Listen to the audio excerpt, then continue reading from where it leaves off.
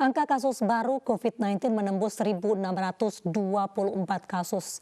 Bahkan dalam sebulan terakhir, kasus baru COVID-19 cenderung meningkat setelah sejumlah provinsi melonggarkan aturan pembatasan sosial berskala besar. Dari pemeriksaan ini kita mendapatkan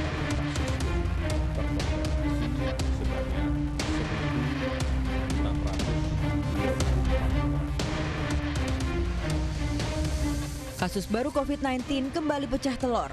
Tercatat 1.624 kasus bertambah hari ini. Data ini menjadi penambahan tertinggi sejak pandemi COVID-19 di tanah air. Juru bicara penanganan COVID-19 mengatakan, penambahan kasus tidak beriringan dengan jumlah pasien yang harus dirawat di rumah sakit. Karena hingga kini, tingkat hunian rata-rata nasional untuk pasien COVID-19 di angka 55,5% atau baru separuh kapasitas. Artinya, mereka yang positif diminta untuk isolasi mandiri. Jumlah kasus konfirmasi positif ini didapatkan dari hasil tracing yang secara agresif kita lakukan, ditambah juga dengan jumlah testing yang semakin masif kita lakukan. Dan sebagian dari kasus-kasus yang terkonfirmasi positif ini adalah kasus yang tidak memiliki indikasi untuk dirawat di rumah sakit. Sehingga kita menyarankan untuk melaksanakan isolasi secara mandiri. Ini yang menjadi penting untuk kita perhatikan bahwa penambahan kasus yang demikian banyak tidak selalu dimaknai dengan penambahan jumlah pasien yang harus dirawat di rumah sakit. Daerah dengan penambahan kasus baru COVID-19 di atas 100 kasus tersebar di 6 provinsi.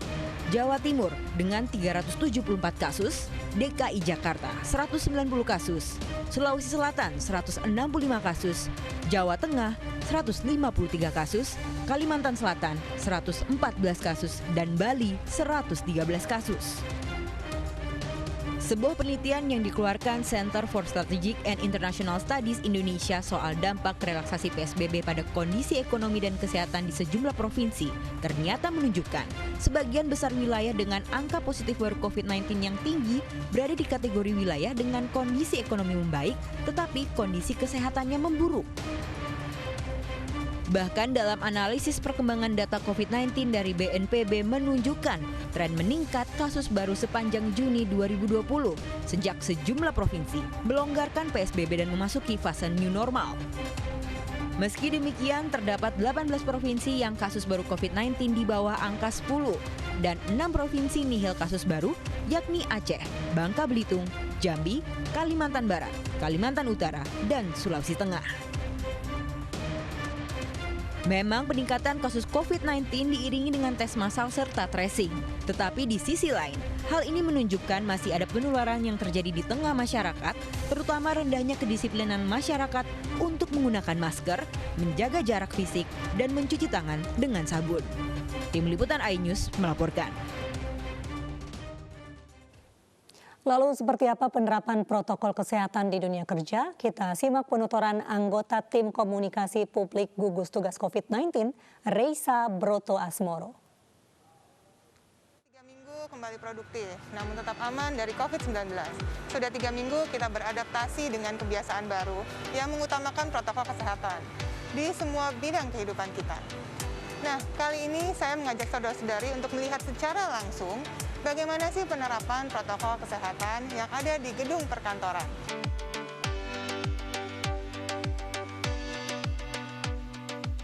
Saudara-saudari, perhatikan bagaimana panduan pencegahan dan pengendalian COVID-19 di tempat kerja perkantoran sesuai keputusan Menteri Kesehatan Republik Indonesia nomor HK.01.07 Menkes 328 tahun 2020 dan Surat Edaran Gugus Tugas Percepatan Penanganan COVID-19 nomor 8 tahun 2020 tentang pengaturan jam kerja pada masa adaptasi kebiasaan baru di wilayah Jabodetabek. Agar kita kembali produktif, manajemen gedung kantor harus memperhatikan beberapa hal. Pertama, penyebaran informasi terkini serta himbauan dan instruksi pemerintah, baik pusat dan daerah, terkait COVID-19. Kedua, mewajibkan semua pekerja menggunakan masker.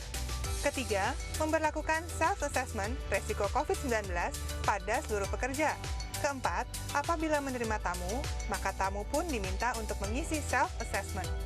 Kelima, melakukan pengukuran suhu tubuh di setiap titik masuk tempat kerja. Keenam, menerapkan physical distancing atau jaga jarak dengan cara membatasi jumlah pekerja yang masuk, beri penanda di lantai, dan atau poster atau banner untuk mengingatkan penerapan jaga jarak. Ketujuh, batasi jumlah orang yang masuk ke dalam lift. Buat penanda pada lantai lift, di mana penumpang harus berdiri dengan posisi tidak saling berhadapan. Kedelapan, bagi pekerja, tamu atau pengunjung yang memiliki gejala sakit diharapkan tetap tinggal di rumah dan tidak masuk. 9. Selalu memastikan seluruh area kerja bersih dan higienis dengan melakukan pembersihan secara berkala, menggunakan desinfektan yang sesuai setiap 4 jam sekali, terutama pada handle pintu dan tangga, tombol lift, dan peralatan kantor yang digunakan bersama, serta area dan fasilitas umum lainnya. 10.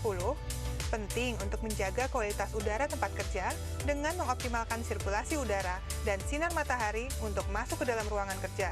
Dan pembersihan filter AC juga harus rutin dilakukan. 11. Lakukan pengaturan tempat duduk agar berjarak minimal 1 meter. Begitu juga di kantin, saat istirahat, dan saat beribadah di dalam kantor. 12. Pekerja kesehatan, petugas K3, bagian kepegawaian, melakukan pemantauan kesehatan pekerja secara proaktif. Pemirsa, 255 anak buah kapal MV Amsterdam tiba di dermaga JICT Tanjung Priok, Jakarta. Sebelum pulang ke daerah masing-masing, mereka akan dikarantina selama 14 hari. Setibanya di tanah air, 225 anak buah kapal Amsterdam yang sudah 1 tahun berada di kapal langsung menjalani karantina di hotel. Sebelum berangkat ke lokasi karantina, satu persatu anak buah kapal beserta barang bawaan diperiksa dan disemprot cairan disinfektan. Anak buah kapal MV Amsterdam adalah awak kapal ke-19 yang tiba di tanah air melalui Pelabuhan Tanjung Priok. Mereka mengikuti program repatriasi warga negara Indonesia yang berada di luar negeri setelah pandemi COVID-19 merebak. Dan hingga kini pemirsa, masih ada beberapa kapal pesiar yang berada di perairan internasional dan belum memulangkan anak buah kapalnya ke negara masing-masing.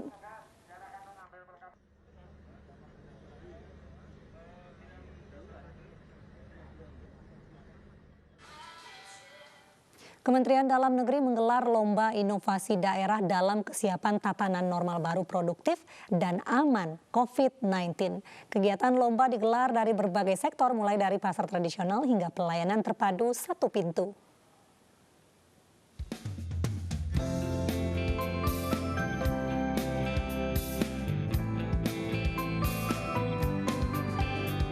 Beberapa video ini hasil karya dari inovasi daerah dalam kesiapan tatanan normal baru. Tayangan seputar protokol kesehatan dan simulasi di daerah untuk menghadapi new normal agar seluruh masyarakat siap dan mampu beradaptasi. Video yang ikut lomba inovasi daerah dalam kesiapan tatanan normal baru digelar Kementerian Dalam Negeri.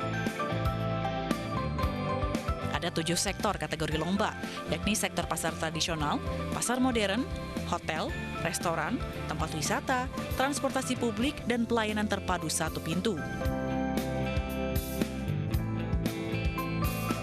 Video yang menang akan disosialisasikan ke publik melalui media massa dan media sosial, sehingga dapat menjadi model yang dapat menjadi contoh oleh Pemda lainnya.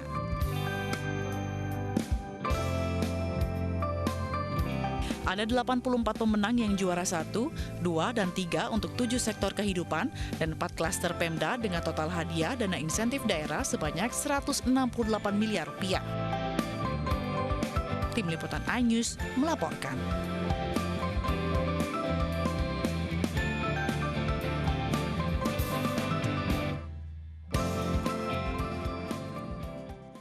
Penyebaran virus corona terus meluas hingga ke berbagai daerah. Bahkan beberapa daerah masih berstatus zona merah karena memiliki angka penularan yang cukup tinggi. Dan untuk itu pemirsa, diperlukan dukungan dan bantuan untuk tenaga medis di daerah agar mereka bisa mengatasi wabah COVID-19.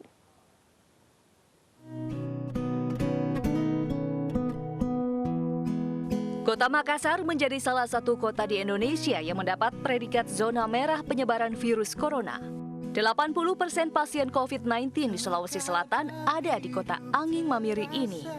Terus bertambahnya kasus positif di kota Makassar membuat MNC Peduli bergerak menyalurkan bantuan alat pelindung diri, untuk tenaga medis yang bertugas di 3 rumah sakit. APD hasil donasi masyarakat berupa sarung tangan medis, baju hazmat, masker bedah, masker KN95, dan pelindung muka langsung diserahkan kepada Rumah Sakit Ibu dan Anak Sentosa, Rumah Sakit Stella Maris, dan Rumah Sakit Khusus Daerah Gigi dan Mulut Makassar. Ya, kami sangat mengapresiasi bantuan dari MNC Peduli. Seperti yang baru-baru lalu kami sudah menerima APD yang sangat bermanfaat untuk melindungi tenaga-tenaga kesehatan yang bekerja di Sentosa, baik dokter maupun para medis. Ini sangat bermanfaat bagi medis kami dalam memberikan pelayanan untuk pasien-pasien COVID-19 di Rumah Sakit Stella Maris. Tidak hanya di Makassar, MNC Peduli juga telah mengirimkan bantuan APD ke berbagai rumah sakit di daerah. Diharapkan bantuan ini dapat memutus rantai penularan virus corona di Indonesia. Kita mengetahui bahwa wabah corona ini telah menjadi pandemi di seluruh Indonesia dan kita juga ingin membantu dalam menyediakan kebutuhan tim medis yang ada di garda terdepan.